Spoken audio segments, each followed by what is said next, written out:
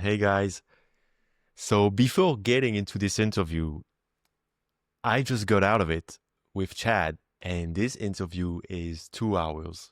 And the reason it's 2 hours is because for basically 1 hour, 20 minutes, every time I ask him a question, he started going on to, oh, I built this product, because he built like 20 products. And he was always going into which product he's built, and he was super passionate.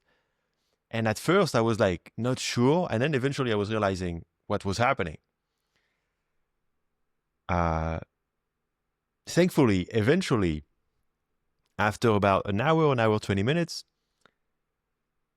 I started, being able to canalize him and to be like, okay, and to like focus the interview more.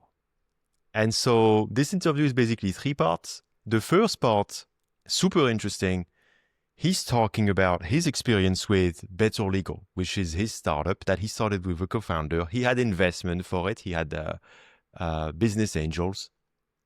And it's very actually genuine testimony of how the fuck it is to have a company with investors and he doesn't like it. And you can really see that it's weighing on him. And that's a very interesting part of this interview, because probably my favorite part, because I love going into the darkness. And he really goes into that. And frustration with his board of directors, frustration with the business, and yet also grateful for the opportunity and that it's his very successful startup because it makes 2 million, I think, a year in revenue, and it's paying the bills and affording him, to build all of these other projects on the side. But it took it took a lot from him to build this with business angels. So yeah, that's the first part of the interview, probably like half an hour or something. Then I start questioning him on things, and then he will go on tangent about products. I'm going to leave it in because, it's still interesting. There's some, he's just like very passionate. So it's just quite interesting. It's just sometimes, at least for me, sometimes I was a bit, lost about it. And then eventually I finally managed to get him to focus again. And then we talk more about why did he spend all these years building all these products, but on the side of his main business that's making money, but that's also weighing on him. But why none of his products are actually really launched? Like he ships them and he launches them, but they're available, but he's not marketing them. He's not promoting the business. And what is blocking him? And at the end of and about an hour and a half, we start getting into an hour 15, I think, we start getting into that and actually solving these, where is it coming from? And why is he not promoting these businesses? So yeah, a lot of good stuff in his interview. It's quite long, it's 2 hours, but I still thought it was worth it. And I'm still experimenting with this podcast. Should I make it short? Should I make it long? I just was happy to talk with him because I know him for a long time. And I think there's some very good parts in there. And yeah, so I hope you like it. Please leave comments if you're listening this in audio, which is not a problem because there's almost no video content. That's just us talking for 2 hours. There's no demo of a product or anything. So you can hit me up on Twitter, but I would or you go to the YouTube video and leave comments because I would really appreciate some feedback on this format, very long format. So please, leave me comments, and yeah. I hope you will enjoy this interview with Chad from BetterLegal, which is also sponsoring this launch day. Hey, Chad. Welcome to launch day. Hello. So we've known each other for, I think, 4 years when I was just starting on Twitter. And when I think of you, I think of the most helpful indie maker I have met. That's what I think. I think you're always trying to help. And also not just that, you always have 10 ideas per day of things we could do. Yeah. It's a partnerships. Curse. It's a curse. Yeah, you think it's a curse? Why? Because I pursue all those ideas. So I've got yeah, it's true. Yeah. I've got concurrently 8 or 12 different things I'm working on right now. but at the same time, you have a successful startup that's making millions in revenue. Yeah, success is a sliding scale. Like our MRR right now is like 100,000 per month subscription. We do about $2 million a year in total revenue. And I think we've actually just cracked. So we've like only been on like Google ads, and we can get into this later, but like we just cracked the other platforms. So I think we'll be able to scale up now for the first time. And like, I've been doing this for like 10 years. The BetterLegal is like 10 years old. And we just kind of like plateaued for a really long time. Like people don't talk about like getting success. Yeah. And I've got success to like pay my bills and we're profitable, but like we've been stagnant for like 3 or 4 years. Just like, and also you're not alone. You have a co-founder, you have costs. So it's not like, yeah. And like, we've got investors, we've got like angel investors. Yeah. And they just are like,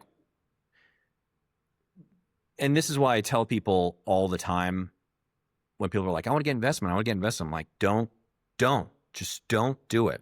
Don't do it, because all they want to do is talk about like making all the money or talk to you about like, what are you doing to get the money? And you spend so much time just talking to them and appeasing them and talking to them about the future, but they're so like, what's happening today? What's the success today? That you say like, hey, this is going to happen. This is going to take a few years. They do not care. And they just like their eyes glaze over, and it sucks. Like I've been in so many board meetings where I've just like talked about all this stuff that's going well. And they're like, yeah, but the sales aren't going up. Like what? Like what, for example, was going well? Like that, just to get an idea. So we're so just so everybody knows, my business is called BetterLegal, and we do LLC formations in the United States. So LLC formations, corporation formations. An LLC is a limited liability company. A corporation is like Amazon or Dell or Walmart or whatever. And an LLC is actually kind of a newer version of a corporation. So like a corporation requires like all these steps. So it's like you set up the corporation, then you have to like appoint directors, and then the directors have to appoint like how many authorized shares exist. And then you have to create another document. This is like who owns the share. So there's just like all this documentation. And so like if you're a plumber, like you don't need all that. You just need like a business. So most people were just doing like sole proprietorships, but then they weren't getting like the legal protection. And so like in the 70s, the US, different states, and every state had to do it individually. So like they started supporting, Wyoming was the first state to support an LLC, which is a limited liability company, in 1978, which is basically like a really quick and easy one document filing.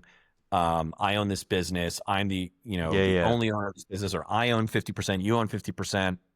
It's a really easy entity formation to do.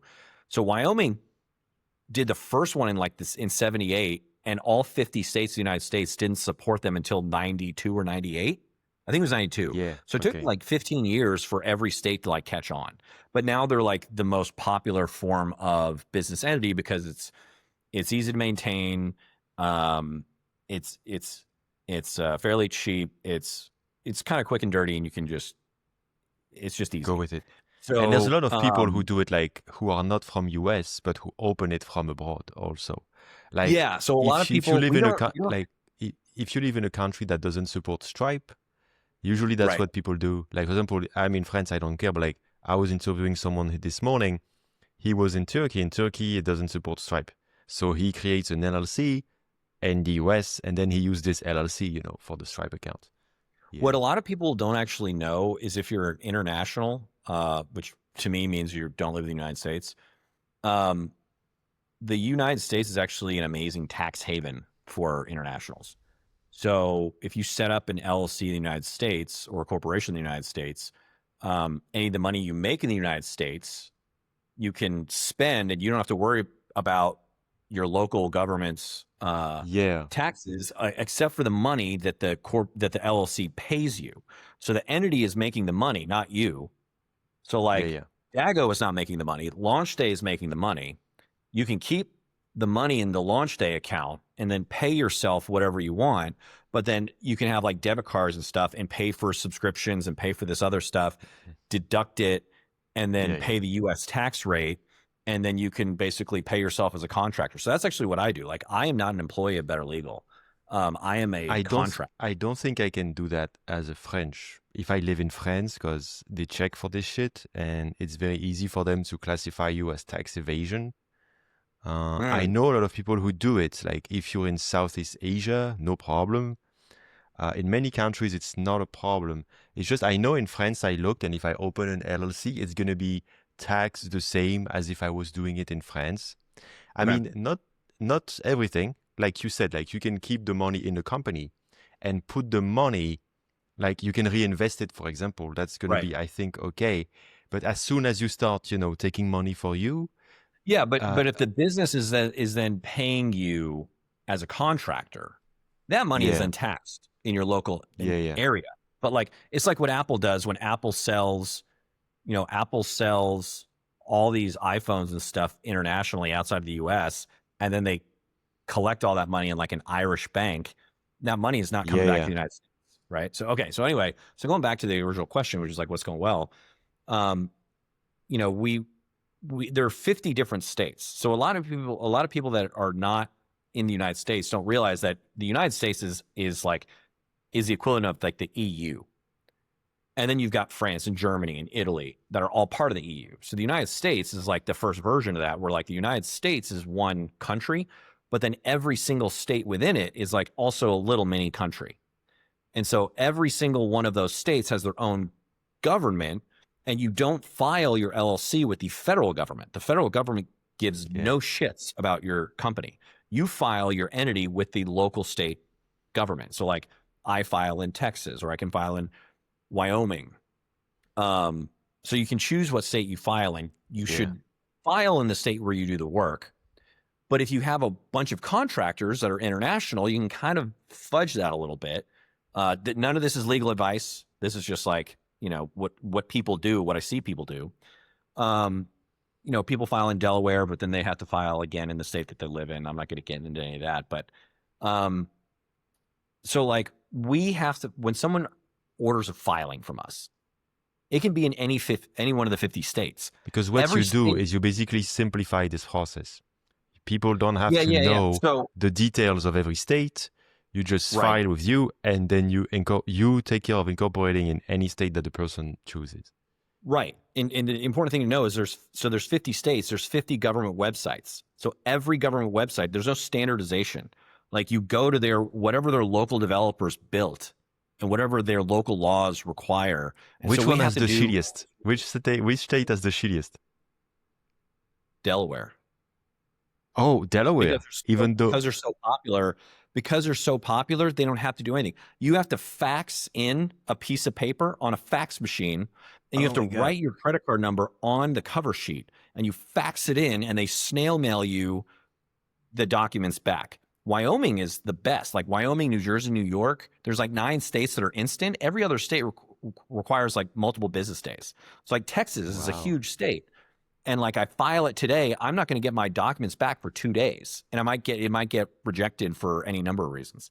So anyways, we've got to file in 50 states. So if someone orders in Wisconsin or West Virginia or Florida or Tennessee or whatever, like, we have to file that, and we have to do it correctly in that state.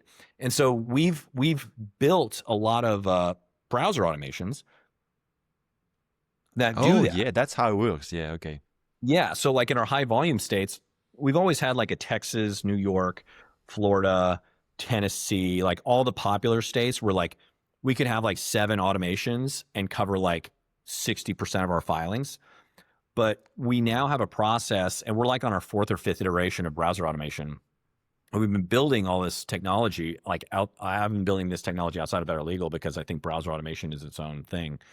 And so BetterLegal's been implementing this other technology for browser automation that is working really, really well. So we're covering like not only the formation filings, but the state compliance. So you have to like tell the state every year, like, hey, I'm still active, and here's every state requires different information. So some states might require like your gross revenue. Some states might require, But then the other complex thing is like every state has their own due date. So like Texas, everybody across the entire state is due May 15th for annual report. In one state, it might be the last day of the month of your anniversary of your filing. Another state might be the last day of the quarter of the anniversary of your filing. And so you have to, like, at the beginning of the year, we have to calculate every single of our, 20,000 customers, entities due dates. And we, for free, send everybody like, hey, this is when your due date is. And we send it out at the beginning of the year, and we send it like 3 months ahead of time, then 2 months ahead of time. And so we do the state compliance. So like, we'll tell you when your due date is for free. But if you want us to file it for you, we charge $120 or $12.50 a month. $12.50 a month. So like, we've been doing. When you had this investor meeting, and you're frustrated by that they don't see what's going well. What, like, when you were saying that, like, does that mean like you were starting to grow and you were not making money at that time? Like, what was, I'm just like trying to, because I've never been in that shit. So I don't know. So there's multiple different things that have happened over the years. So I'll just give some highlights. Like, we were just starting to kind of figure out how to do the filings best, and we were getting handle on the filings. And a few guys decided that we needed a new revenue stream. And so they just like raised a bunch of money and then just decided to try to do tax filings. And they hired a couple of guys from LegalZoom, who's like a huge behemoth that had done this for LegalZoom. And we wasted like $500,000 because these guys said that they could like basically get 30% of all of our customers to sign up for this like $1,000 or $3,000 a year tax filing thing. Wait, so it's your company.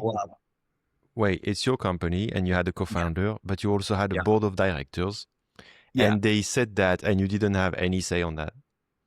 I got outvoted. Oh, okay, shit. Wow. Okay. Yeah. So like, I own probably like 35% of the 35% of the company. My co-founder owns about 35% of the company. So we each have a board seat, but then there's 3 other board members. And so like 3 votes is majority. So they wasted $500,000, and then we sold a bunch of these. And then the guys that told us they could do it, basically once the filings came through, they said they couldn't do it. So we had like taken customer money, and then they said they couldn't do it. And so we had to scramble to get it done while they also quit. That was one thing. That was multiple years ago. They're just like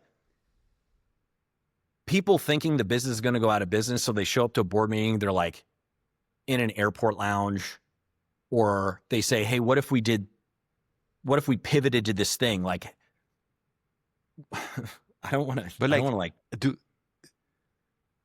like, are they involved or shit? Like, when you say that, it seems like they're just like super away from it, and they're just like jump in and like, oh yeah, you should do this. Like, super annoying. Yes, and I don't think I'm unique. Like, I mentioned earlier, I was part of this Hampton group. After listening to a bunch of other founders, that the requirement to get in Hampton is like $2 million or $3 million a year in revenue.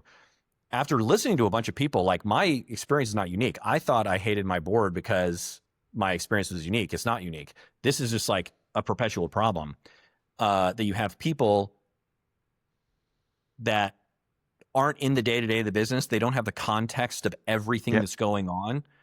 And then they like fire off ideas, and they think that their ideas are going to be like the silver bullet.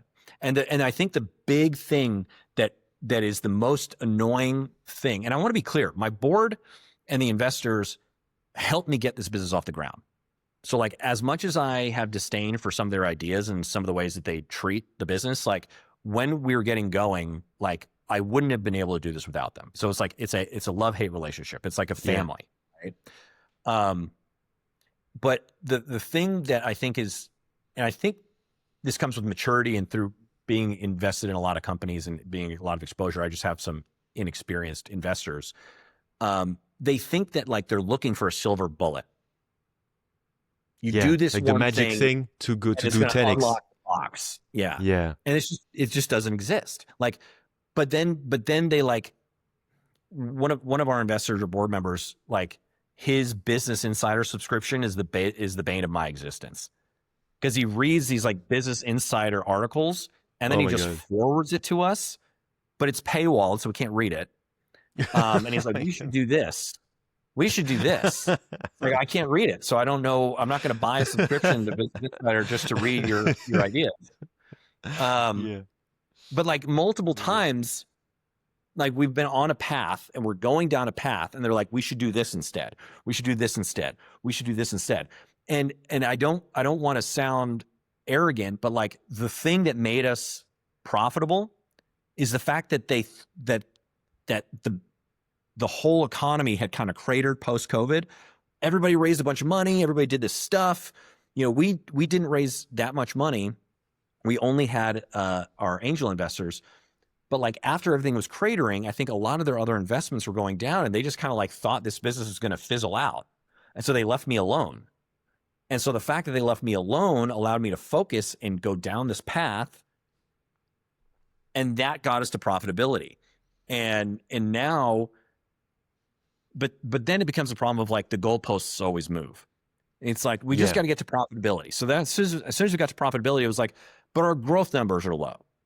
And it's like, can I at least get like a, wow, good job, congratulations, we got like as soon as you're like, we hit this milestone, they're like, well, what about this? What about this? What about this? And so it's like, it's a constant just suck on your mental mindset of like, you think you're doing great. And that's kind of like why I hate going to board meetings. They don't understand why I don't like talking to them. And it's like, because every time like I feel good about how the business is going, you guys just stand up in a line to slap me in the face one after another. Wow. And tell me how it's not going well. And so then I leave the board meeting feeling like an asshole, like I didn't do enough. And I hate that feeling, especially after I know all the work that I put in, all the success and progress we've made. And the problem is we've got like our competitors. So we've got like we've got a local company that my co-founder actually set up their legal documents called Zen Business. And they raised. So they incorporated using your platform? No, it was like his law firm. Oh, okay, yeah. But it was around the same time, and they were actually working on something different, and we were working on this thing, and they kind of like pivoted to what we were doing. But they had their CEO was the ex-CTO of HomeAway, which is Verbo or VRBO. Oh yeah, this kind of Airbnb kind of thing. Yeah. So he became their CEO, and because they just had like a $400 million exit to Expedia or $4 billion exit to Expedia, he was able to raise a bunch of money during like the go-go times, like 2021, 2022. They raised $250 million on a $1.7 billion valuation. And like the last I heard. And that they do the same as you, or they do more or less? They do the same? They do more. They do a lot more. But like, so they do the taxes and everything, I guess, that you mentioned. They spread themselves thin, which I think is a mistake. And I can kind of explain that. So we do about $1 million a year in revenue. They do like 100 million, 130 million. So they're like 100 times bigger. But we raised like $1 million in angel funds, and they raised 250 million, and they're not profitable. So they're losing $30 or $60 million a year last I heard. And that was like a year ago. And so unless they can like to me, they're bloated now. They have all of these people, they have these offices, they're on this hamster wheel, right? And so I feel like all I've got to do is like the cockroach method. All I've got to do is like live long enough to survive. But you have the bootstrappers mindset. It's like you raise money, but you have the bootstrappers mindset, and it's constantly clashing. Yeah, Not, Well, that was always an issue with the board, is they like always wanted me to spend more money, and I didn't. They're like, spend more money so we can raise more money. Like, no. And I've had them multiple times tell me that like out of all the companies they've invested in, like I'm the best steward of their investment, which I'm proud of, because like out of all their other investments that I know about, they're all gone. and I'm the only one still standing. And I think that we're going to grow now. I think after multiple years of stagnation, I figured out, like, we've been working on a bunch of different things. It's like working on the advertising, working on the content, working on the marketing, working on the SEO, working on internal efficiencies, working on automation, working on AI. It's like all these things, you have to work on them all at the same time. And we have a team that is literally like, it's me, and everybody's a contractor. We don't have any employees. So some of these people are full-time-ish, like full-time, meaning that they can work up to like 40 or 50 hours through like Upwork or whatever.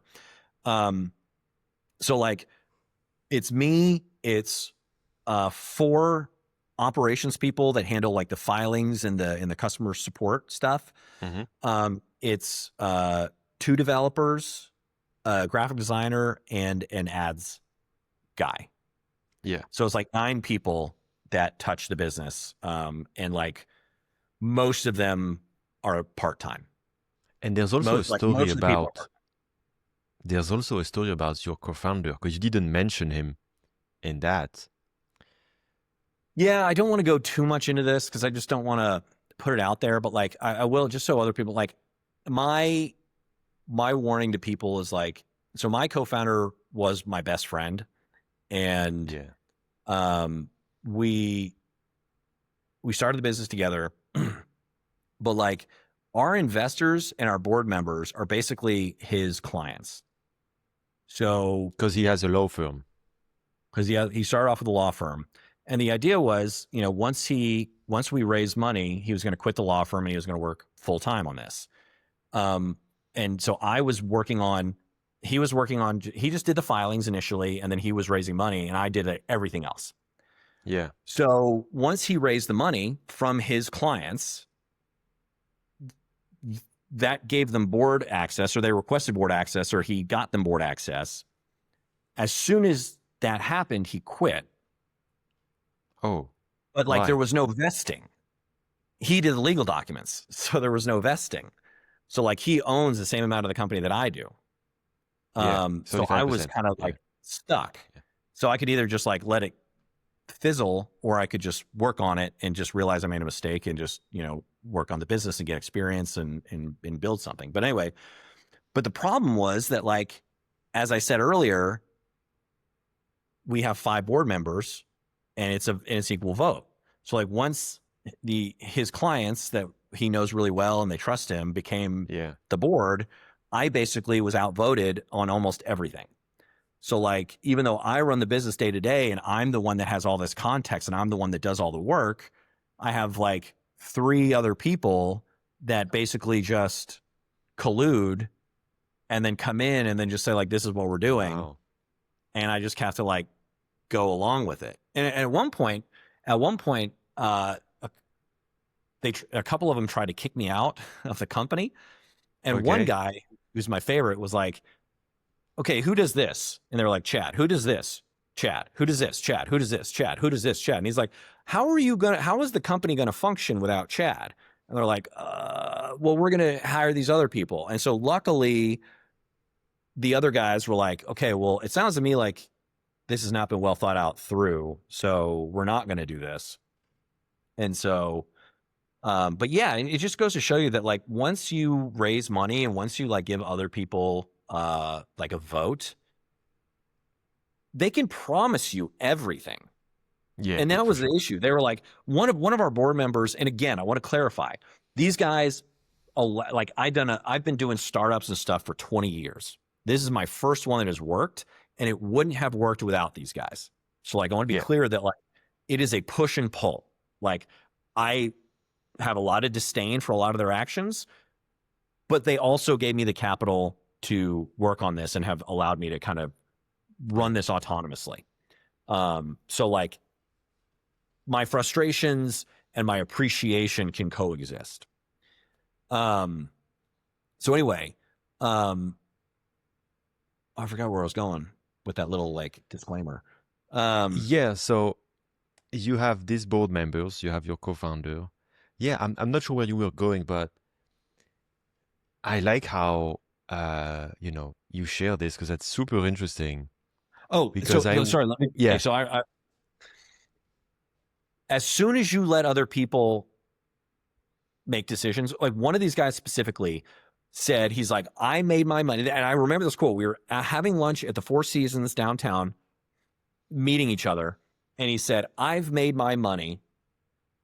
I just want to give back and I want to help others be successful in entrepreneurship. And I was like, what a perfect investor.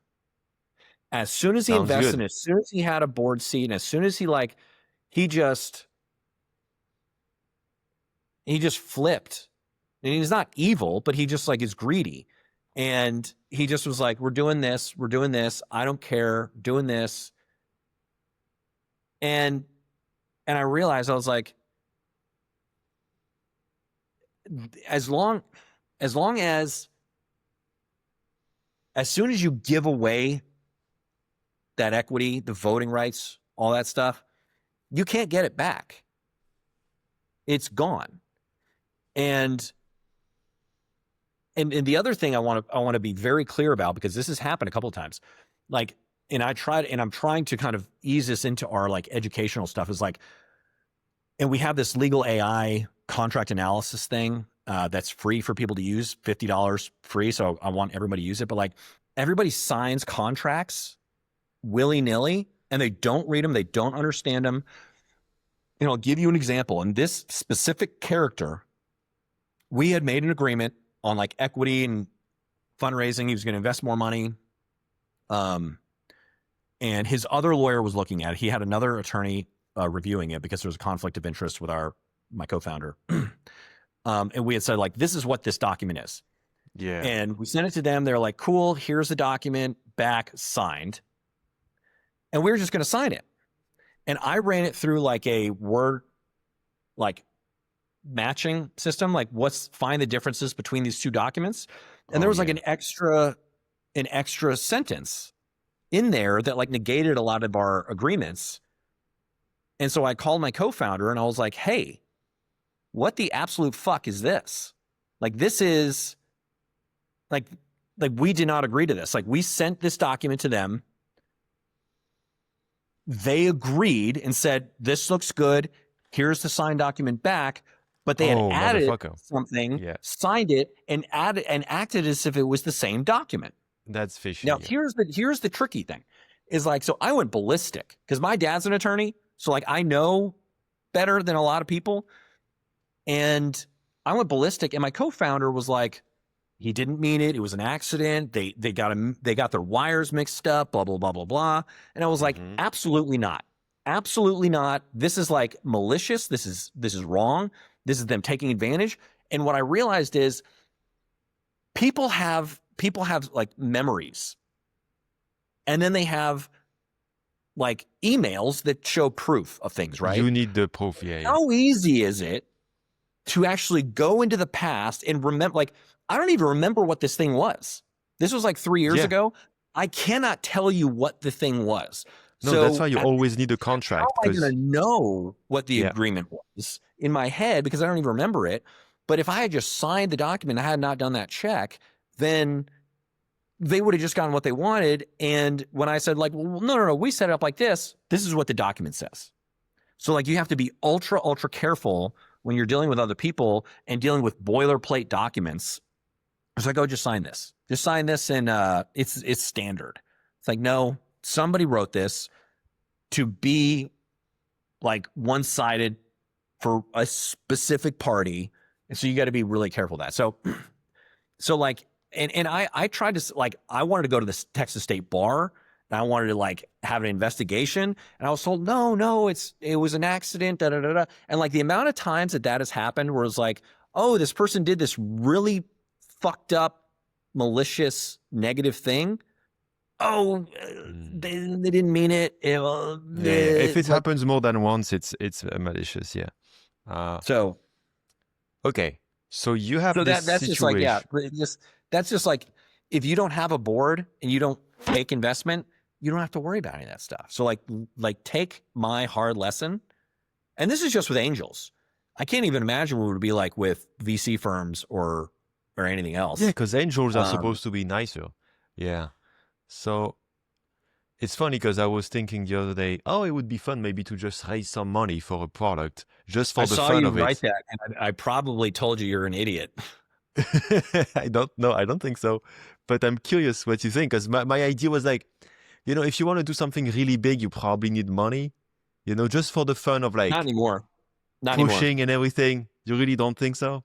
I am develop two of the products that I'm developing. One is a Loom competitor, and one is a Zapier competitor. Yeah. And I'm not raising money, and I'm bootstrapping it all, and I'm doing it with like two people, me and another guy. Okay. And like all, so here's something else to think about. The more people you have in your organization, the more people you have to manage. Like like so much of my BetterLegal work is just like administrative stuff, just like getting someone a password, getting this to them, Oh answering my God. questions. Someone doesn't know about this. And it's just like, nobody tells you that once you like meet success, or once you like, have a business that's running, and that you have people you've got to hire. There's politics between people. There's people, someone's working more than the other, so they get upset. And then this person's like, oh, but so like Mm. that stuff always happens. So like my preferred method moving forward is the smallest team possible, where I know everybody's work quality. I just trust them and their work quality, and I allow them to be autonomous. We talk about what's going to happen. They go off and do their thing. I check in every now and again, or they give me an update and I give them feedback. But like, I don't want to manage anybody that is not one of those people. I So never want to do that agentic again. people with high agency and Yes. who don't need to be managed. Yeah, sure. Yeah. And so Wow. as soon as you, like, a perfect example, I think the perfect poster child in 10 years is going to be studied. Elon going into Twitter, and everybody saying he was going to crater, and then firing like 90% of the staff there. I Yeah. remember I knew people that worked at Twitter, and I was an investor at Twitter. And my buddy, who's a hedge fund guy, we both were invested in Twitter. We knew the same people, and they were always talking on their Twitter feed about like, we got these new drinks in the office, and like they're just talking about how their lives and how great it is to work at Twitter. I'm like, but when is the work happening? And they had all Yeah. these people, and nobody was doing anything. And And I I remember had the like, drama, because I thought it was going to yeah. grow. And then I'm watching all these people do nothing all day. And so I'm getting pissed off because I'm like, you're making my stock dwindle because you're not doing any work. So like, whatever you feel about Elon, positive or negative, you can't deny that he's an astute businessman. Oh, sure. And Yeah. he has started or gone in and cleaned up companies that were like being malmanaged. And Twitter is a perfect example of a company that was so bloated. And I think, I think about having 9 people and having to manage 9 people. I can't imagine if there was 5 times that or 10 times that. Like I would be doing nothing but like keeping up with those people. Yeah. And The then only solution is our person, or having a manager. But then it's a game of telephone. Does the manager and you, as soon as you separate what's in your brain into another person, does that person have the exact same thoughts and desires that you do? Yeah. Or like the knowledge and the skill set and whatever. So like every person you add to your organization, I think over 3 or 5 is a net negative. Like I think any company can be 3 or 5 people. Now, I'm talking about in our realm. I'm talking about in our realm. You can't be an OpenAI or an Amazon or something with that many people. For sure. But I think even big companies in the next 10 years can be 50% of their size and be more productive. So my desire is to have a portfolio of businesses with different people that I trust incessantly, that have agency, that we do something very specific, and we make money or we don't make money, but like the goal is profit. And then I just have like a handful of businesses that I'm passionate about the area or the niche, and I've got a product in that space. So you still are running BetterLegal. This is still making you money. You're still driving that. And I remember already 3 years ago, I think you got into no code, because I'm just like, I remember one of the frustrations you had is you didn't know how to build, or maybe you did, but it was too time consuming. I forgot. And so you always had to hire developers. And the Yep. problem is it's expensive and time consuming and everything. And when no code happened, because you're like very high agency guy, you got into no code. You became like probably the biggest, the best at no code person that I know. Like you can build, you were like super advanced with that. And now with AI, you got into vibe coding a lot. Mm-hmm. And so I just want to know about like that journey, like, because I totally hear the frustration with BetterLegal, like you grow it, but also there's a lot of frustration with it, which I totally get.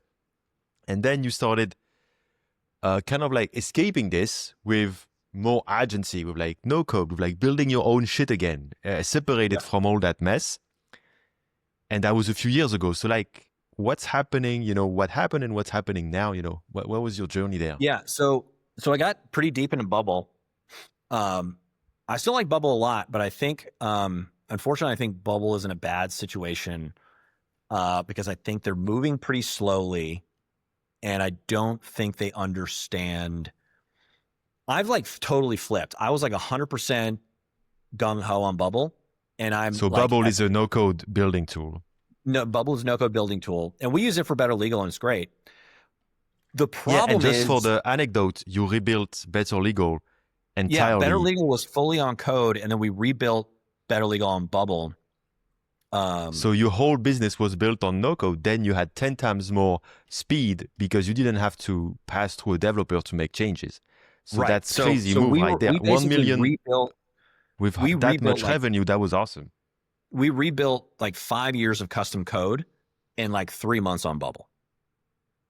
Wow. And it was awesome. But part of that speed is because we knew what we were building. Like we had a working product, and it was like copy paste. And so like the difference is if you know what you're building, you can do it fast, and you can probably rebuild in code fast because like what it's supposed to look like and what it's supposed to work like. And so that was a very fast transition. The problem is like the speed is pretty slow. You mean the performance of the site? The performance is slow. It like they charge on workload units, but like they don't tell you what a workload unit is. And so with vibe coding, I started playing with all the vibe coding tools. I played with Cursor, I played with Lovable, I played with Bolt, I played with V0, the Dreamflow, which is like Flutterflow's deal. Like I've dipped my toe in all of them. Lovable is currently the winner. I use Lovable and V0. And about to start using Cursor again because I think V0 kind of caps out at some point. Yeah. But what was it like for you, to go through that? Not technically, but like, I imagine it must have been quite empowering and liberating after what you've been through. With Bubble, actually, I was rebuilding it by myself, and I was like, wow, I can do this myself. But then I had someone reach out to me on Twitter, just like cold DM me and say like, hey, I see you're building something. Like I'm actually a pro Bubble developer. I can help you. And so I just gave him a chance, which was great. Is I could just spin up a new thing. I just gave him the Figma file and I was like, build this. And he built it in like a minute. Like it was amazing. So he became my main Bubble developer. So I never even after being pro Bubble, like I never built in Bubble. What I loved about Bubble was that he could build like most of it and I could go in and I could see the black box. The black box is now open. Even if you're an amazing developer, the second you hand off the code to someone else to build, you then don't know what's going on. Are you going to sift through all the code to understand it? Yeah. Like the visual part of Bubble where it's like I can see the workload units, I can see the database easily, I can see the workflows and how everything works. I can see the page and I can make edits. Like there was so much time with my old front end developers where like it took forever to build something because like you kind of know what it should look like, but you kind of do it and you need that fast feedback loop of like, let me try that color. Oh no, let's do this, let's do that. And so once you're having to just like essentially like look over someone's shoulder and say like, well, let's see with the 10 pixels, let's see with the 20 pixels, let's like move this. I want this like this. Doing that is like a huge time suck. Yeah. And so it doesn't work that well. And so, but even when you have Figma files and you build something, you're not using it. You don't get that interactivity. You kind of like, wow, that looks pretty. But then as soon as it gets developed, you're like, well, that doesn't feel right. So you need that usage. And what is amazing about vibe coding is you can like iterate so fast. So like I can say, this is what I want this thing to be. And then it creates this thing. And I'm like, no, that's not what I wanted. But you it can helps tell you it. get clarity. Yeah. You get clarity immediately, and you can touch it and you can feel it. And you can say, that's not right. And this is why it's not right. And so we were custom code. We went to Bubble. I build all my new projects on V0, Cursor, or Lovable, depending on like what it is. And I'm in my workflow. So do you build them 100% yourself now? No, I still have a couple of developers. I have one Bubble developer that I work on a couple projects with, and then I've got like a back-end developer that I work on a couple projects with. And I'm kind of just like focusing on these two individuals and like building stuff with them. So it's me and like one other person usually. But like with my back-end developer, he builds amazing back-end code. But now because I can do the front end, like we don't have to hire a third person. So I can build the front end, and I can spend like a week straight just going completely cracked out on the front end, and then deliver him this thing and then go work on something else. But I can like I built an entire like Zapier chat base, browser base front end in a week. So like that's what. And so when you say front end, you mean like it's not just like the Figma file. It's going to be like how things interact, how things are related to each other, but it's not. It's a full-blown usable app that. So what's left to do? Connecting to the database. Okay, so like, and like a bunch of React files, shad CN, all that stuff, and I just give him. It's all in a GitHub repo, and I just give him access to the GitHub repo, and he's got all this backend code that's on like, AWS, Lambda, all this other stuff, and stuff that has been working that just didn't have an interface. Like we've been interacting with it via APIs, right? And so now we're building it to have an interface. And so I put together the interface. Which project is that? This is called The Masonry. Oh yeah, you told me that. It's been 2 years going on, right? Or 1 year? 5, I think. It's been multiple years, but it's always powered a lot of different pieces of BetterLegal. So like things that Bubble can't do, like the browser engine that runs the stuff. Most people have built like scrapers, but nobody's built like a really good, just like internet agent, like a browsable agent. Like think ChatGPT operator, but like with a specific goal. So like it's a browser, and we just like say, it's a Wisconsin LLC. Here are all the steps to do a Wisconsin LLC. Here's all the information from our customer. And it pops open a browser. You can watch it live, and you can watch it fill in the blanks. Yeah. And if it messes up, you can take over for it. So that's like one part of 3. So it's kind of like we've got browse, flow, and agents. Browse is like a browser ChatGPT operator situation. Flow is like basically just zaps. Like it's little buckets of code that are attached to an API and an API key. And then agents is basically just like tool, like an AI that has a specific task that has knowledge and access to the other 2 tools. So it can call flows and it can call browse. Yeah, okay. So they all kind of like work together. What's that? That's your main thing now? That's the main thing now you're doing? No. So I've got BetterLegal, I've got The Masonry, I've got Comms HQ, I've got Fin Journals, I've got I Am the Wanderer. And you're active on all these? Yeah.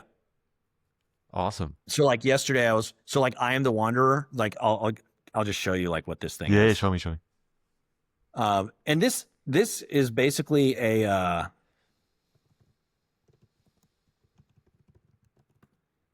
this basically Oh yeah, you showed me that. Yeah, my yeah. own personal use, but I'm just opening up to everybody. So basically you can just like upload a photo and then it uses ChatGPT's image API to convert it into like, one of like 6 different Yeah. filters. But then I've hooked it up to Printful's API, and you can actually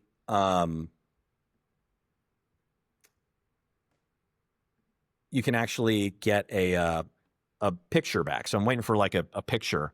But so the idea is that you can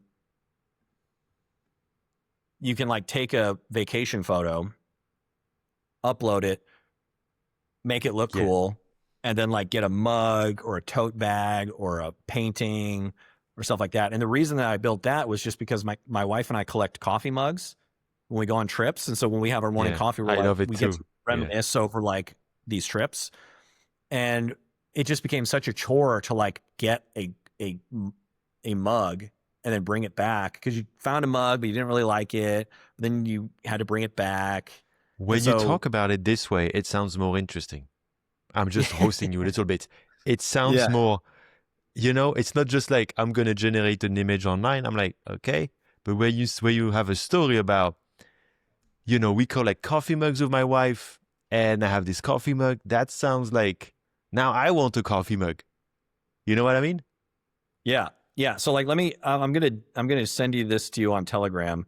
This is Yeah. like um, I went on I needed to test it out. So I like just sent my dad a painting of himself snowboarding.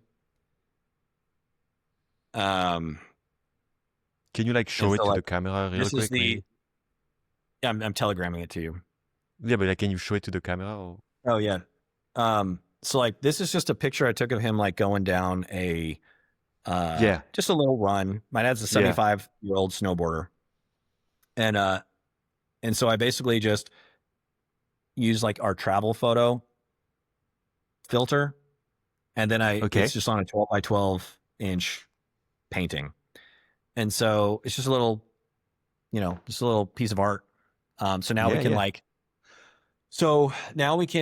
decorate the house and stuff. Here's the big thing. This was my like 2 things. I wanted mugs, but I knew that they Yeah. were made in China anyway. And I couldn't find what I wanted, but I had like a plethora of these images in my phone. But like, Yeah. how many times have you been on a trip and you took a picture of something that you're like, this is amazing. Like you're surrounded, you're inspired by it, you take a picture of it, and it just doesn't look cool on your phone. And when you show someone the photo, they're like, cool, but it like doesn't translate into being cool and having the same experience. But once you put like a filter on it, once you like convert it into like an illustration or like one of these, I'm always trying to make these like an impressionist painting or a Mm-hmm. thick sculptural painting or like a line drawn thing. Like once you convert it to one of those, it like recaptures this like really interesting part of it. And like the AI is able to like extract the coolness out of it and like repackage it into this like artwork. And so now I can make my own mugs. And I was like, but if I'm just gonna make like, I'm not gonna build this whole thing just so I can order mugs. So I hooked it up to Stripe, and so you can like buy this stuff now. And I'm just adding to it like as I have time. Like if I don't have anything to do, I wake up and I'm like, oh, I don't really have anything to do this week. Like there's nothing urgent, pressing. I don't have anything on my task list. I'll just like mess with it, and I just add to it a little bit as I go. It's like, oh, I want this thing. But the ultimate goal for that project is like maybe I can just make some money, but like if I don't have to manage it, like the website is working, Stripe handles the payments, ChatGPT image handles the conversion to the image, and then Printful handles the sending of the Dispatch. Yeah. Yeah. uh, of the product and the returns. And then all I would really need is like a Support. chatbot, like an AI chatbot to like handle Yeah. people with issues. But I, like the I end use goal I is, use Printful in the past, and they don't do some support. You have to do yourself still. So yeah, no, I'm gonna have to do that, and I'm fully aware, and it's fine. Um, but ultimately, what I want to do is any of the money I make on it, I'm going to pull the EXIF data from it, so I know like where these pictures were taken, and I'm going to hmm create little buckets of money So like if a bunch of people take a lot of pictures in France, I can then go to France and like hire a local artist to make a unique piece of art. And so the idea is to use AI image to art to fund human artists in the region. So instead of me buying a Chinese mug from France on a trip, I now am putting money into an artist in a local region instead. And so that's kind of my like how I want that to be. That sounds kind of the beautiful. idea. I'm just wondering, how the fuck do you get people to buy that? I've got some ideas, but I don't want to talk about that too much. But like, yeah, so I've just got all these different things, and it's basically whenever I run into a problem, like the masonry flow API thing, that stemmed from, I was a heavy user of Zapier. We had 167 BetterLegal zaps that did all kinds of different stuff, right? Yeah. But there was like this one thing that this one piece of code that I needed to use like in a lot of different zaps. And a great example is like just a text conversion. So like Texas to TX, Vermont to VT, or VT to Vermont, TX to Texas. Like the 2-letter code, state code to like the full. Okay. I wasn't okay. Yeah. Because like when we have to fill in the form, some states want the full name, some states want the 2-letter code, and so you have to be kind of flexible, like what you're going to provide them. And so it's just a stupid Python dictionary of like all 50 states and their equivalent of the 2-letter code. But like I needed that in a lot of different zaps, but there's no ability to like create a code step that that became global. So I couldn't say like, here's a code step and I want to put it in my global library in this account. And so we built Flow to be that. And so like you can basically copy a Python script, put it into this code block, and then that code block has its own API URL and a key. And so I can call it from Zapier, I can call it from Make, I can call it from Bubble. And so that became just a really useful tool on its own. And we're just building it out. And so we use it very heavily in BetterLegal. Like it runs a lot of stuff in BetterLegal. And I'm trying to get to we just never had a good interface. But now with vibe coding, I was able to build an interface. And so we're just now starting to kind of like put the interface on it. We'll probably launch it the next couple of months to like other people to use. How do you find customers? I don't really have a ton of customers. So I'm going to really rely on. Are you talking about for BetterLegal or are you talking about just in general? In general. BetterLegal, it have Google Ads, right? Google Ads, yeah, mostly Google Ads. A lot of people that I get to use this stuff is like Twitter. Like I search on Twitter. Yeah. The tools really aren't there yet for like mass exposure, but like once they are, I'll put more effort into it. Okay. So it's like a lot of tinkering, experimenting, validating, building with users. Yeah, the people that use my stuff right now are people that like I know personally that have a specific need, and I've like in conversations, I'm like, hey, I've got something for that. Yeah, okay. And I use it. So like it's not scalable yet, but I also don't feel like I've got enough customers to like make sure I've got all the edge cases covered. Yeah, okay. And I don't. Luckily, I've got BetterLegal to pay my bills. So like I don't need these other things to take off and be like making tons of money. I need them to be painless for me. It's like everything that I create needs to essentially be self-sufficient. And that's why one of my products is like an AI agent that is like customer support. Because like with BetterLegal, we have this situation where we have people ask a couple of buckets of questions. It's either a question that's been asked and answered 1,000 times that an AI agent can handle every day, all day long, 24/7. We have something that is a very niche question. In the state of Wisconsin, we have this very specific thing, blah, blah, blah, blah. My people, even if I hire the best people in the world, are not going to have the knowledge of every state and every little thing. But I can download all of the corporate code of every state, the legislation code of every state, the actual laws, rules, and regulations attached to an AI, and it can answer questions better than any lawyer or state agent person that is intimate with it, because all it is doing is like taking the actual real stuff and regurgitating it. So that's bucket number 2. Bucket number 3 is like people that need like specific help, like very unique things. That's where humans are going to do the work. But like right now, my humans are having to answer the other 2 buckets, and they're spending so much time on these buckets that they can't do any of them really well. So if I can take these 2 buckets away from them on email, chat, and voice, and have AI agents handle that, those 2 buckets are going to get better quality answers, and none of my people are going to have to worry about it. The rest of the questions my people can answer and help with, and use AI as a crutch for things that they need help with. So this product was built from a need you had in BetterLegal. Every single product that I work on is from a need that I have that was not fulfilled by another business. And that's just always how I've done it. So like, it's not that I have a plethora of ideas. I just have a healthy like curiosity in when I use stuff and I need stuff. I'm like, why don't they do this? And in a lot of people think, well, shucks, they don't do it. Maybe I can get them to do it. And I think this isn't really that hard. How can I build this and then make money on it? And so what's How next? can I scratch my own itch and also make money on it? Yeah, 100%. Yeah. That's the best thing.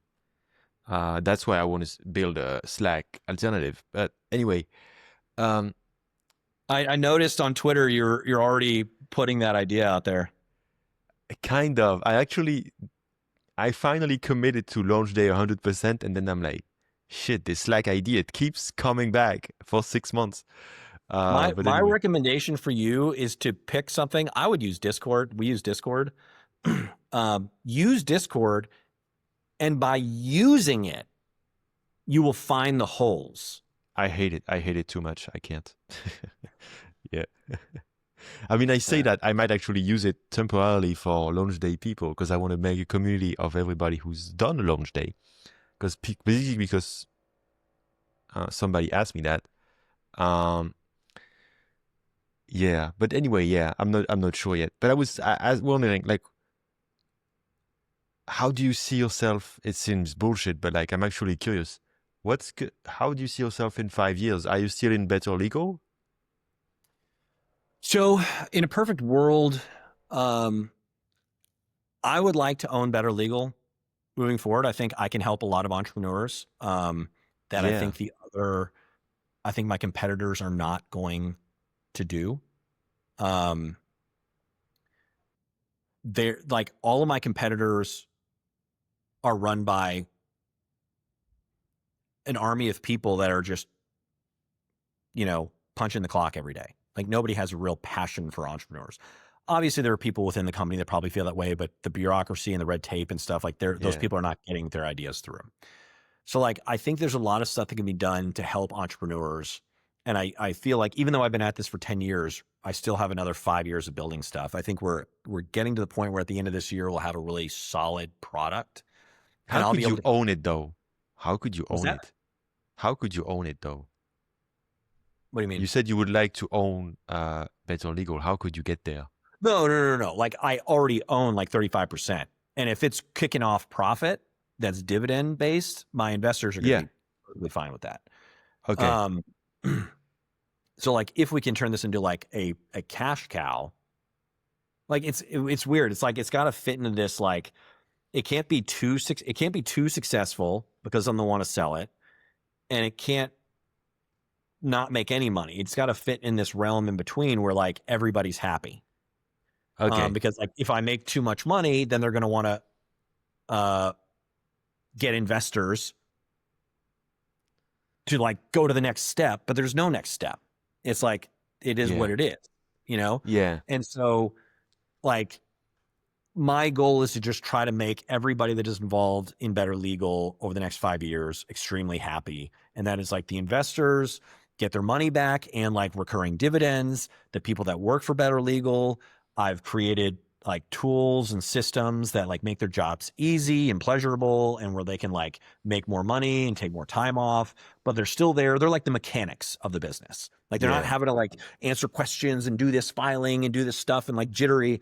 It's like they show up and they're like looking at a control panel that is like, oh, there's an error, and they can like go and Yeah, I handle it, see. you know?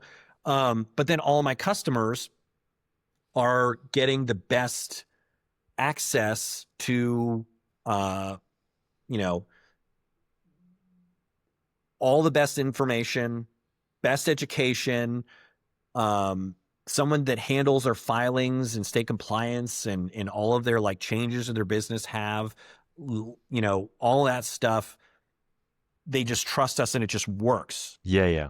They're Okay. just super happy with the product. So like, that's where I So you want to see want to that. keep what's interesting, I think, is like it feels like, you know, a lot of people they have a job and then they build on the side.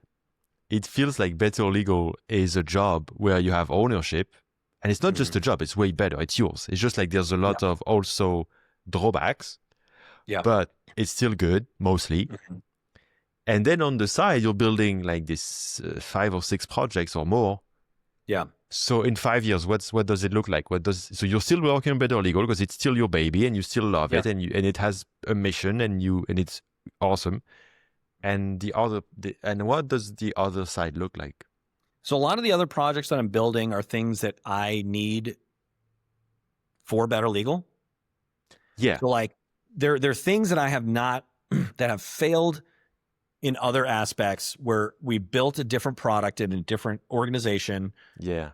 but it fulfills that need better for cheaper and better. Like that's like kind of my internal like ethical, you know, thing with myself is like, if I'm going to replace a piece of software that is like embedded in BetterLegal and we're going to put something that I built into it, it's got to be like cheaper and just as good or better and the same price.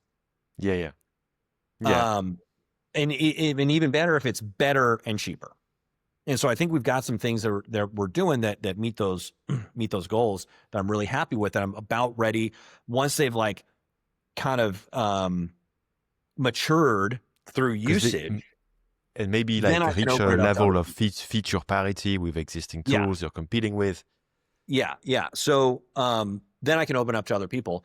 But the other benefit is that I can always expose these tools to my BetterLegal customer base. So like if I have a like Comms HQ, I want to be like a website builder, SEO automation tool, chat, and like customer marketing thing. That can be sold to nearly every BetterLegal customer. Yeah. And then BetterLegal will get like 20% as a referral. Yeah. So like everybody wins. Like I get to build something unique. I get to offer it to my customers, which I personally think is better than what everybody else provides for a better price, because I don't have VC. Yeah. I don't have offices. I don't have like 500 people I've got to pay. Yeah, I get it. It's something that I've like built that is like crafted tool that I think is better and works better and is also cheaper. But then BetterLegal also gets the benefit of like allowing me to sell into the customer base.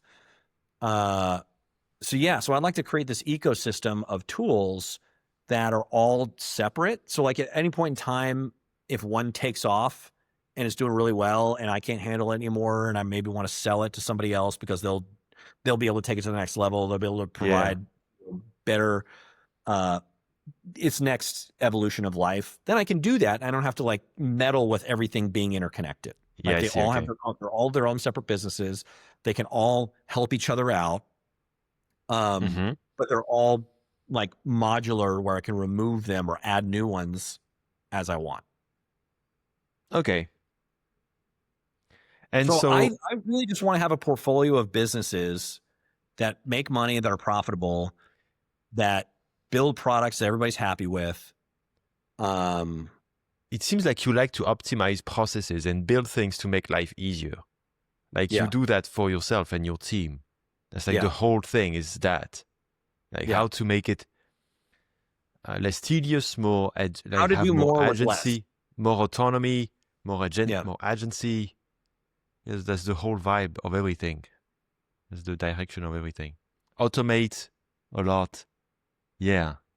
So like one of the tools we're working on right now is called Capture Suite. Mm-hmm. It's a Loom competitor. Yeah. And I built it because of my frustration with Loom. It was Makes sense. Loom is great. Loom is awesome. I still use Loom every day. It hasn't gotten to the point where I use Capture Suite on the daily, and that's how I know it's not ready. Like unless I'm using it every day and I'm using it over the existing one, then it's not ready yet. But we're still working on it in the background. And what this tool does is, so like when we were creating automation bots to file LLCs, the workflow is like you have to develop a Selenium YAML file. We have a Chrome extension that is a BetterLegal Chrome extension where you can actually like drag and drop. So you can like go through the process manually and it will build a YAML file, and then you can install that into the Masonry engine.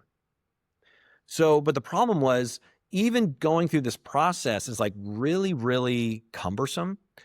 And it's very specific only to BetterLegal. So what we ended up doing was we would film a Loom of someone like going through it, and then we'd have to hire someone that is like a little bit more technical to like convert that video into Selenium code and test it to get the YAML file to then upload to the Masonry. So now what we're doing is Capture Suite is basically like what Loom doesn't have is like the navigation. Like where am I clicking? What's the X path of what I'm clicking in? Yeah. So Capture Suite does transcription, screenshots on every click, and captures what I call the navigation log, which is basically the transcript but for what you're doing on the website. So like when you hit record, it's like, what website am I on? What's the URL of the website I'm on? Okay, what X path did they click? What website did that take them to? Where do they click? Where do they click? And then on every click, it has a picture, screenshot taken. So then you can take the transcript, navigation log, and the screenshots as a zip file, upload them to ChatGPT and say, build me a Selenium file. So it builds you a Selenium file, and then someone can go in and like tweak it, and it just speeds up that process. But Loom doesn't allow me to get the navigation information. Yeah, no, that's not there. We had to build that. But what's interesting is that like that is something that isn't specific to me. Anybody has that process where it's like, oh, I've got to go to this website. I've got to click here. I've got to click here. I've got to enter this information in, click, click, click, and then it's done. But then they've got to go do that every time. And nobody's building a tool that I know of that is easy to just like create that automation very quickly. You so know, like I'm just wondering on the long term is like, I can like record the video on Capture Suite, and then that exported video and all the metadata that goes with it, the files, can be run through the Masonry's like AI, and it takes the video, the screenshots, the transcription, and the navigation logs, and runs through what is going on. And then if it gets stuck, it can like say, okay, well, where am I going wrong? And it can revisit the video information and hopefully heal itself and build its own. So we don't have humans building the automations anymore. It just requires a human recording the video. How it's interesting because throughout this whole conversation, I feel like every time you're going into a product, every time we talk about something, you end up talking about a product. And it seemed like I feel like you're like an inventor or something. Like you're just like fascinated with ideas and like, oh, we could do this, we could do that. And every time it's just like, whoop, and it goes. And, and I'm just trying to figure out like, wow, you have so much energy for that, man. And I'm just trying to think, what would be the ideal situation for you? Like ideal position for you to be in, I'm doing it. Yeah. I'm in my ideal position. Yeah. Yeah. And like for me, it's just having more power And what I mean by power is like I still have to kind of kowtow to the BetterLegal board a lot, Yeah. because BetterLegal pays my bills. Now, once some of these other things start making enough money, then I don't need to work on BetterLegal. But But I'm will trying to they? Will they? I'm not challenging the ideas or the products. They seem, good. But like, maybe also because of you have better legal, you can stay in that building and doing new things. And like, for me, my yeah, problem was I wasn't shipping. You, right. it's not your problem. You're shipping like a shit ton of things. It's not a problem. It's just like, so far, you still have only better legal making you money. And I'm just thinking, will you? Because it makes sense, again, it's not about the products or the ideas you have. Everything seems good. It's just I'm like thinking, do you like switch projects a lot? Because it's not a problem, but I'm like, do you have in mind already which project will be ready first? Like which one of these will be like, like in 1 year, could you have one that's like, okay, marketing and everything? Yeah. Yes, but that changes. Okay. Why does that Like, change?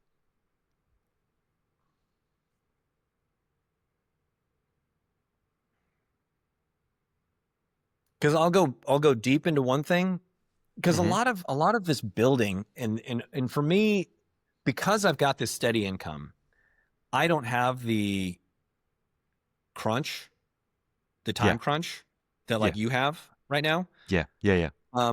Once you've got launch day going or whatever, Mm-hmm. hopefully launch day works, but if it doesn't, Yeah. Yeah. eventually something will.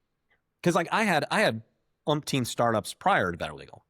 Like for the last 20 years, BetterLegal is the one that made me money. But Mm.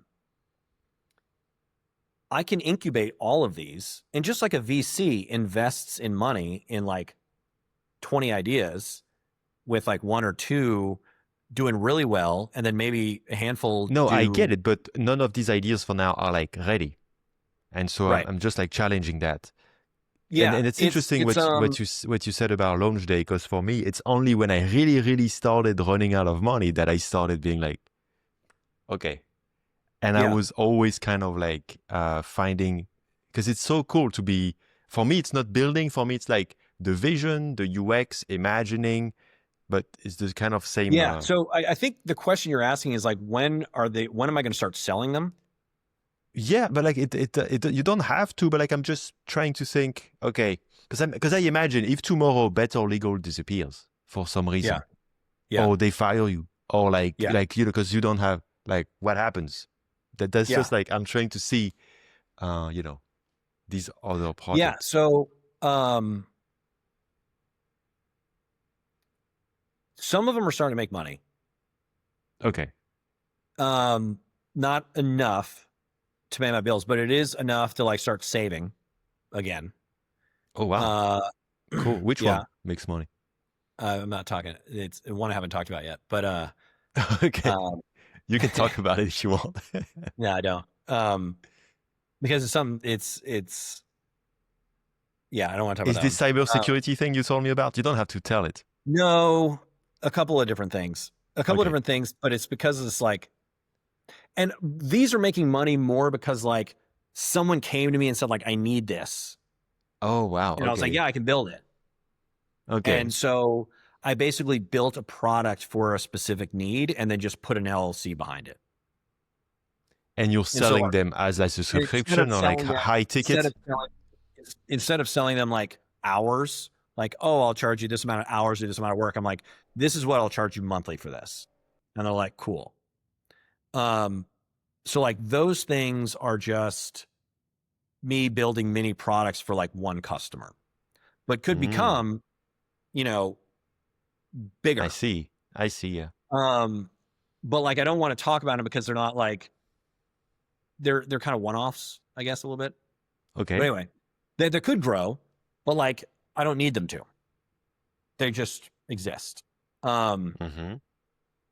because like my skill set, like I've gotten into this area of my career and experience where I have the business acumen, and people know that because Yeah. I've got a successful business. I've got the technical acumen from having built stuff before, and even though I'm not like a coder in the weeds and stuff, like I understand code, I Mm-hmm. understand how it work, and I understand how databases work with, you know, all this stuff. For how organization and how like optimization works. Um, I've got the marketing mind because I've been having to work at it every day for the last 10 years. So I'm like having to figure Yeah. out how to do these things.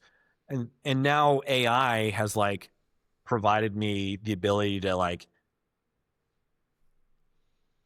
do all of this stuff instantly. So if I need a new landing page, I pop open ChatGPT voice.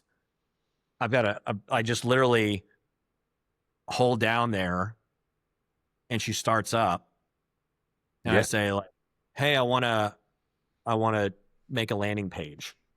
Mm-hmm. Um, and then I feed her all the information about the landing page, about, you know, the business and who the customers are. Okay, And I talk, you can do all that. Yeah, I get it. yeah, yeah.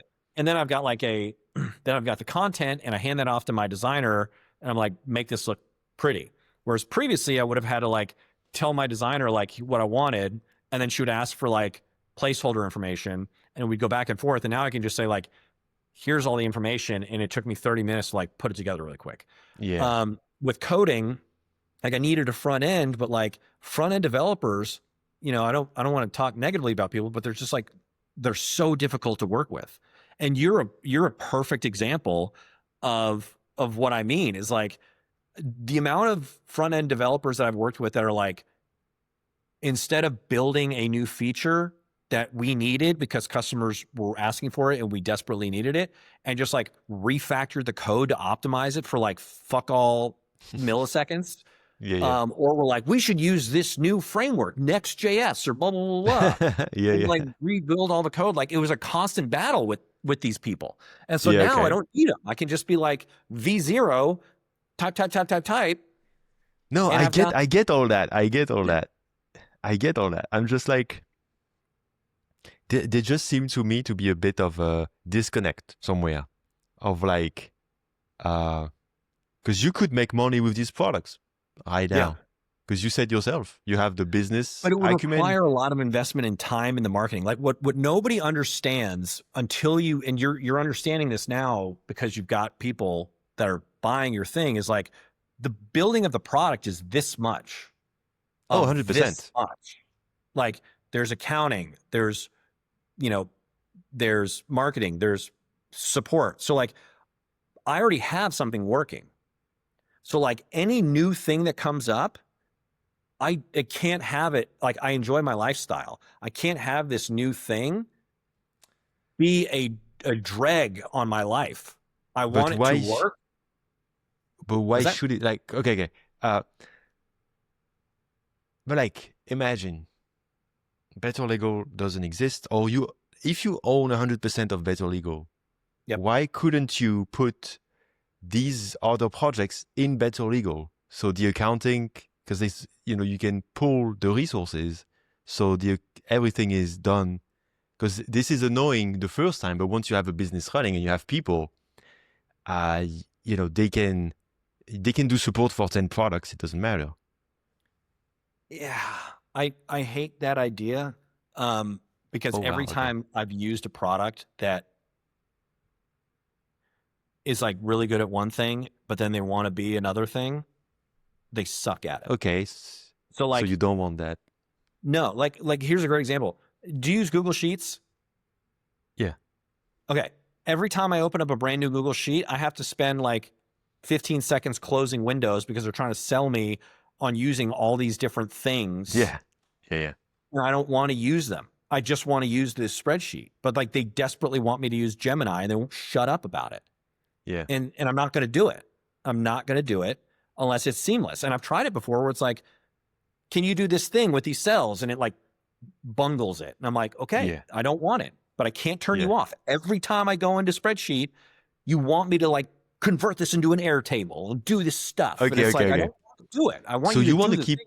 okay. I believe everybody should focus on a business that they understand intensely and they develop something that is theirs. And I think that they're not going to capture 100% of the market. They're going to capture Yeah. 100, 1,000, Focus. 10,000 people that have that exact same need. And the more people that have those intense, passionate opinions and build those things allows all of us to have more optionality in these tool sets. And I just happen to have an interesting perspective because in building this BetterLegal business over the last 10 years, there have been cracks where it's like, I need this. Now, I'm not going to go compete with Mercury Bank because Mercury Bank is amazing. I'm not going to go compete with Stripe because even though I think Stripe sucks in a lot of different ways, they're amazing. I am cherry picking things that suck. No, that I get all that. I get it. It just feels like, so how don't you feel some frustration that you're building all these cool things? But because what you said, basically, when I hear you, it means you cannot grow them because you need to be focused 100% on them. No. And right now you have BetterLegal. So how do you solve that? What I mean is, like, I understand that I have this understanding that there are parts of a business. Part of it is that I'm kind of trying to build like a business operating system, but like not under one product. It's like an amalgamation of individual products that like, if you want to use 3 out of 7 of them, then that's fine. If you want to use all 7 of them, great, but they can all work together. But like any business that I create, I can use these different module businesses to fill a need. And so even if I'm the only user, I'm happy because I have control over it. I get it. It's just that it seems like you have one business, BetterLegal, and then you have products that haven't become businesses, and that it doesn't seem like it's gonna become businesses soon. And that's a bit. I think. And maybe that's okay. Things. I think a lot of, because of the AI piece, a lot of things are moving a lot faster than they were. But there are things where we've like completely ripped things apart. And because I'm not happy with it, I'm not going to release it. And even if it's on its 3rd or 4th iteration, I'd rather start over and redo it than like Productivity Suite is a great example. People can use Productivity Suite today. I'm not charging anybody. They can sign up for an account and they can use it today. Nobody knows about it. And I don't have it set up to where anybody can charge, where I can charge anybody. But like anybody can use it. And I've got like 70 accounts on it, but I'm not charging anybody. Because I don't think the product is good enough to charge people yet. So I'm just you could make one of these products good enough to charge because you know how. Yeah, but I'd rather like I also think I think, and this is a struggle because like sometimes it takes a long time to get it right. So like, I don't want to fumble with like, I don't want to fumble with like the intermediate thing that I'm not positive is the right way to do it yet. And I don't want to give it to people if I think it's the wrong thing. So I'd rather use it internally until I'm like, this is it. Now, I get that. Capture Suite is a great example. Capture Suite is like ready to go. The only thing that is preventing us from launching it is that when you're done recording something, it then starts processing it. And it like, if you record a 10-minute video, and I record a lot of 10, 15-minute videos on Loom, once you're done, a Loom is ready to go immediately. You have the link. Yeah, because it's streaming. With Capture Suite, it starts processing, and it might take 3 or 5 minutes, and that just slows me down. And so for me, it was like, we need that one more feature. Right? Okay. We need this feature in order for it to be good enough for me to use it daily and for other people to use it daily. Then it's ready to go. You said something earlier. You said building a business, like building is just this, and the whole business is that. Yeah. Which is true. Yeah. what happens if you launch Capture Suite? Do you then have to build a whole business? Will you have to do that? And is that like Yeah. something that maybe you don't? It's not something you want. No, it's not that I don't want it. It's that I want to run it on autopilot. Like, I understand the things that take time.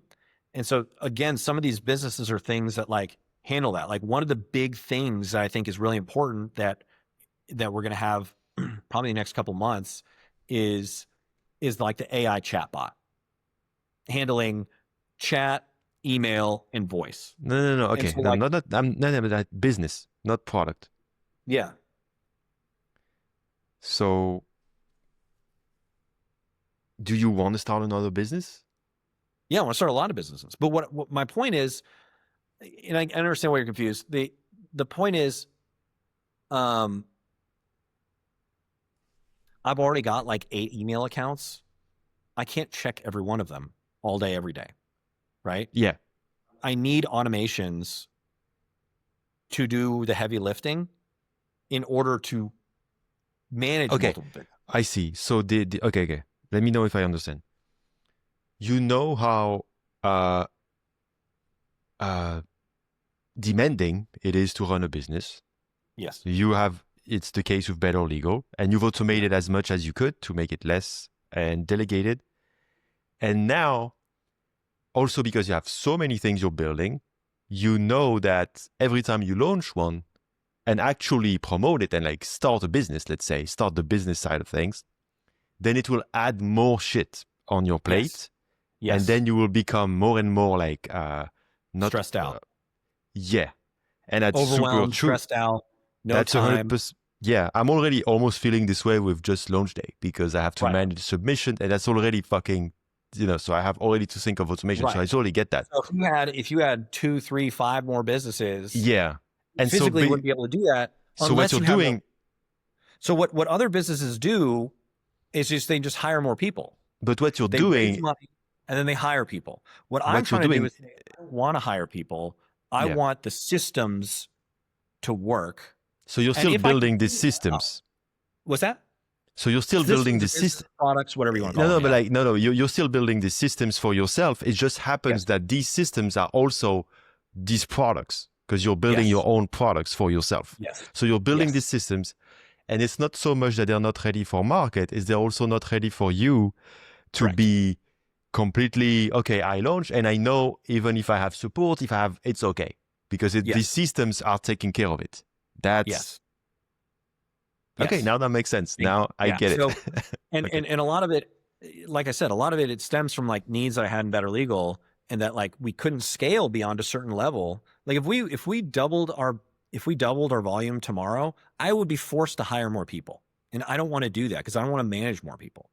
So we need a few things to work, and some of them, like I said, we're on the 4th or 5th iterations of things where it's like we've tried different things multiple times, and we learn a little bit every single time.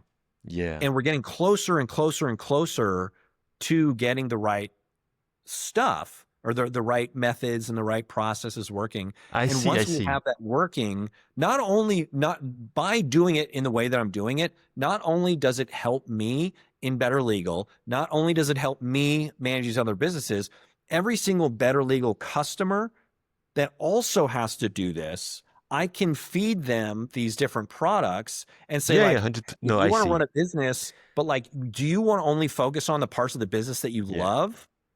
Then here are some tools that can help you. It took me a while to get it. What I'm trying to build. You have like a 10x vision, basically. You have a vision that's like so many pieces. It took me a while to get. Now I really get it. It's really cool.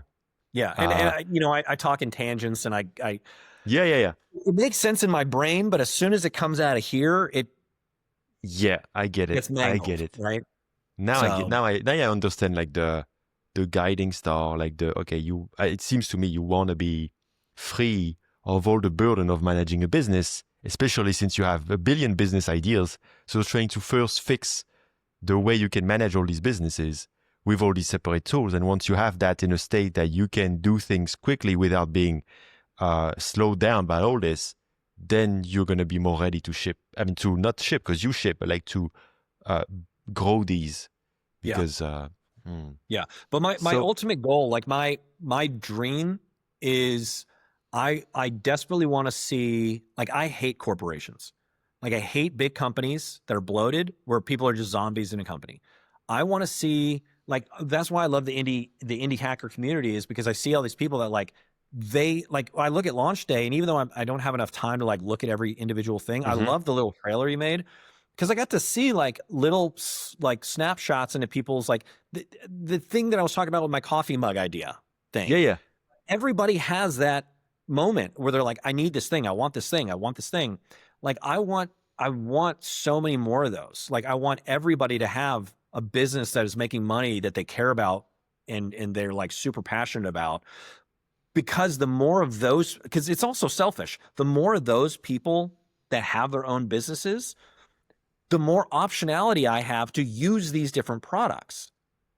But yeah, yeah, yeah. also, these people can also be customers of mine. Yeah, no, it's I just can be growing the customers of pie theirs. and for everyone, and it's good. It's growing the ecosystem. It's really positive.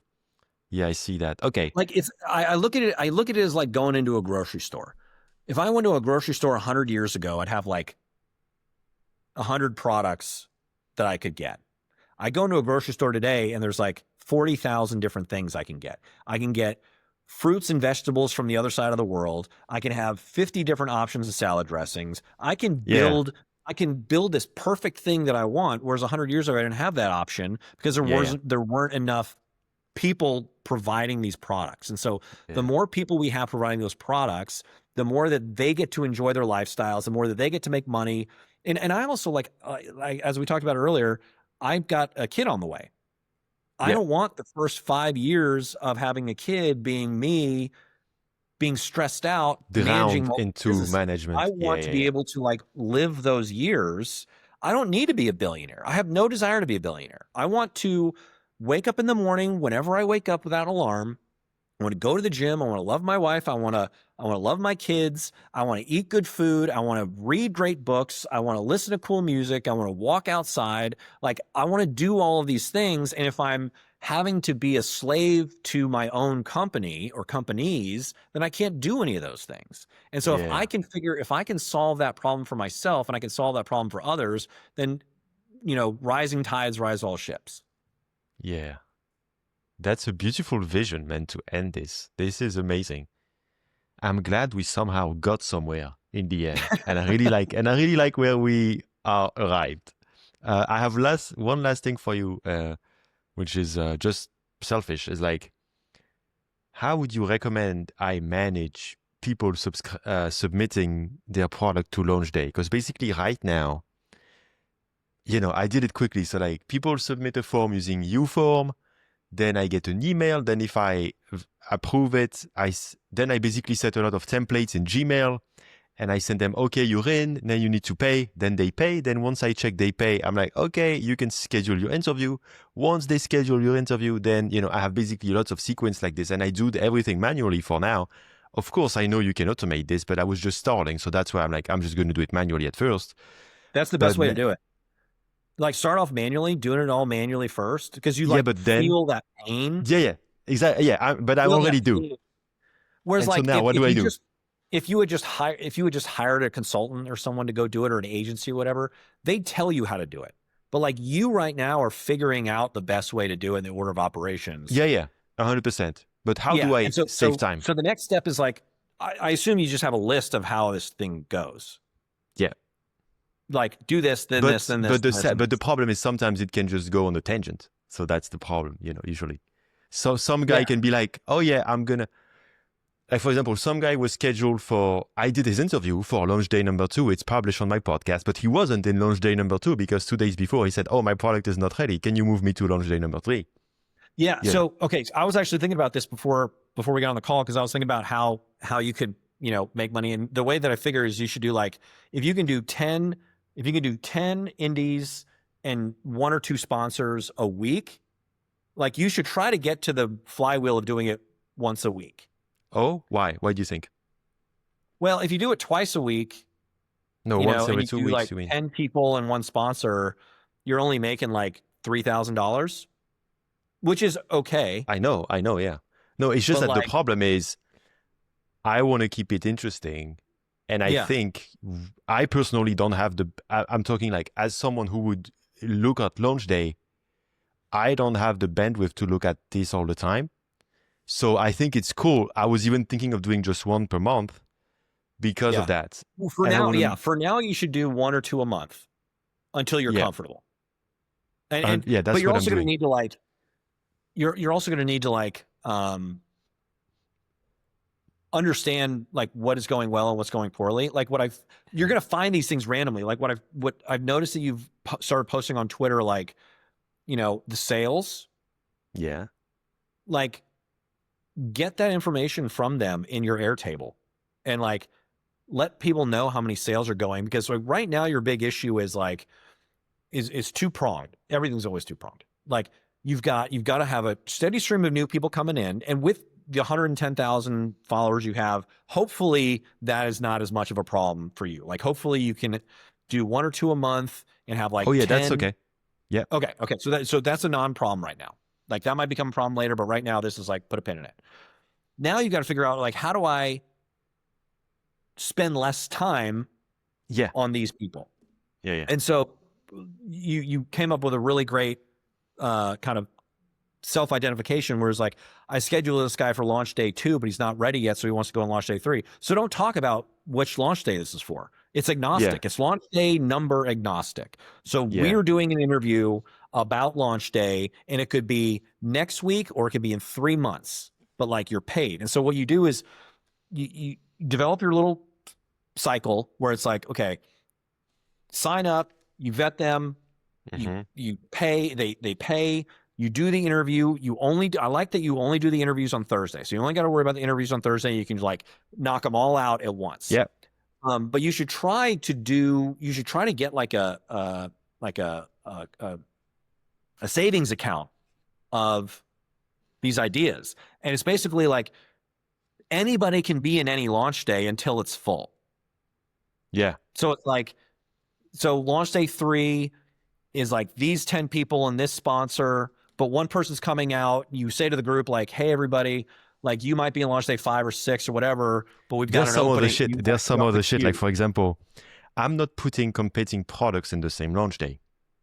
And for example, there's one guy in this launch day that's doing analytics, and there's another guy who signed up, and there's still room in this launch day, but he's also doing analytics. So I will not put him in the same launch day. Got it. Yeah, I think right now you just have to manage this manually, which will suck, but like it's going to create a better product. Yeah, it's that's what I'm doing. Because if you develop something for this right now, you still don't have enough data and enough experiences to really understand what your problems and where the gaps are. After like doing this like 3, 4, 5 times, that's when you'll have enough data to say like, okay, I need to make this a little bit better, and you make this a little, and it's really, again, it's never a silver bullet. You're never going to set something up where it's like, it's working. It's like you're going to chip away at it a little bit. It's going to be like, okay, this one thing is like sucking up a lot of my time. So let's like get that done, and let's spend like 3 days fixing that problem. And then you've got that done. And then, okay, what's the next? It's like fixing a leaky boat. Where are the biggest holes? Okay, let's tackle those first. And then as you go through and as you tackle these things one by one by one by one, every week work on a different problem, that is the biggest problem. Or if it's one thing that might take multiple weeks, what's the next tackle thing? You might have these big backlog things that might take a couple weeks or a couple months or whatever, but like just tackle the things that you can tackle and try to set yourself a goal with every week or every month. You've got like a little goal and a big goal, or a little goal every week and a big goal every month. And you're just tackling them one by one by one by one. And after a couple of months, you'll start to feel like, wow, this is easy. I've got nothing to do today. And then you can like go tackle that next thing. Yeah. But yeah, I think if you do like by the end of the year, if you could get to like 10 or 15 indies a week, 1 or 2 sponsors a week, and you've got a healthy group of people coming in, and you can handle doing all those interviews, on like 1 or 2 days a week. Maybe it's like Tuesday and Thursday of every week, and you're just building this kitty, and then you can let people shuffle. Like, maybe you can have an Airtable where like, it's like you're in this launch day, but if you can't do it for some reason on that day or your product's not ready or whatever, you can just like offer it up. And just like someone at like at a diner that's a waitress or a waiter at a diner, Yeah. and they're like, hey, I can't show up because I'm sick. Yeah. Someone's like, hey, I'll cover you. Like Yeah. none of these things are totally unique. Like you can always make an analogy about how something works and then it's okay, how do they do it? And then, figure that out. But yeah, I think you've got something here that's a great business that like, you got to get this thing working. And if you can get to like I said, 10 indies, 1 or 2 sponsors a week, and then you've got that going and it's running on autopilot, there will be an opportunity that just becomes apparent all of a sudden where you'll be able to unlock a new feature or a new product or a side product or a new business that like works together that you'll identify and be like, oh my God, I can work on this thing. And because I already have this thing working, all you need to do is plug it in and I can like double my money or make the time less or whatever. And so like, that's kind of all I do is go through that mindset. And sometimes it just takes a really long time. Like, people look at something like Shopify and they're like, wow, Shopify is a really big business. But like those guys started selling snowboards unsuccessfully. Like Shopify was an e-commerce store for snowboards, but they sucked at selling snowboards. So they just like fiddled with the code a little bit and said like, okay, we're going to just like be a hosted e-commerce platform, but we built this e-commerce platform. And they existed for a very long time before they then became successful.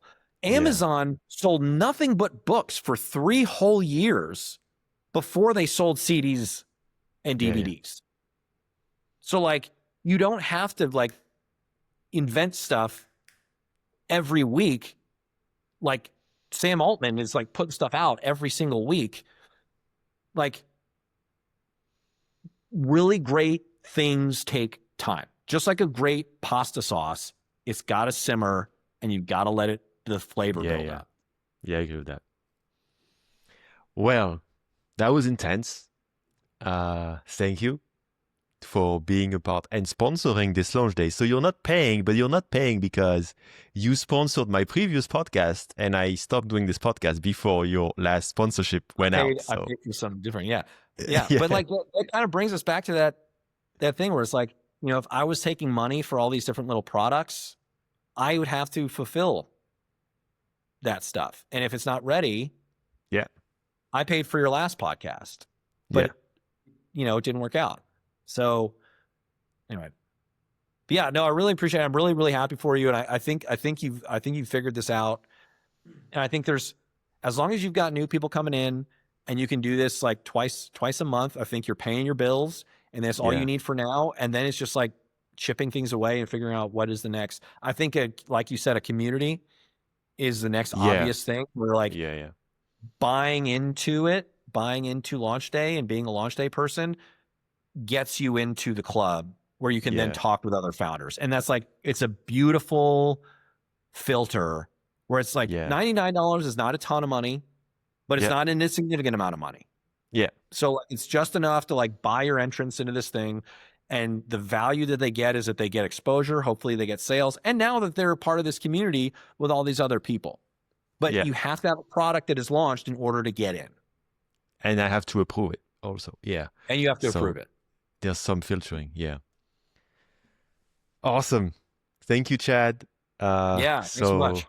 Yeah, I hope you have a good one. And I hope, so we'll see exactly what deal you offer. We don't have to get into it. We'll have another video about the deal.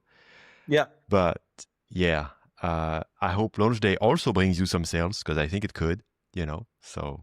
Yeah, it'll be interesting. We'll see. If it doesn't, it doesn't. I'm happy to just support others. Awesome, man. Have a good one. I do. Thanks so much.